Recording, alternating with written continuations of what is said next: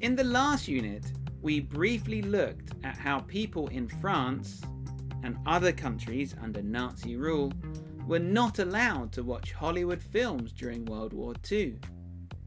Once the war had ended and these films were once again allowed to be seen by people around the world, they became very popular in many countries.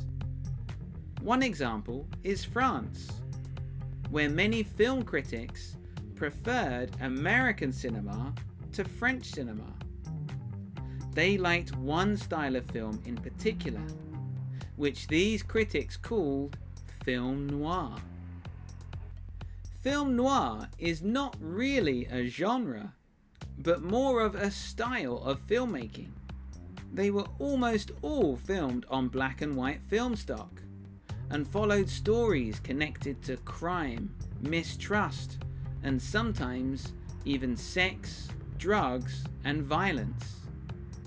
French film critics inventing a word for American cinema shows how different countries and cultures influence each other.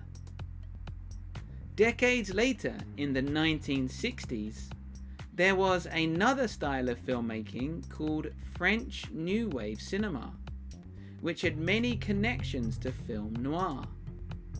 This French cinema style then influenced the New Hollywood movement, which included directors like Francis Ford Coppola, Martin Scorsese, Steven Spielberg, and many other filmmakers who are still making movies today. It may be difficult for us to truly understand what film noir was, but its influence is still seen in modern films today.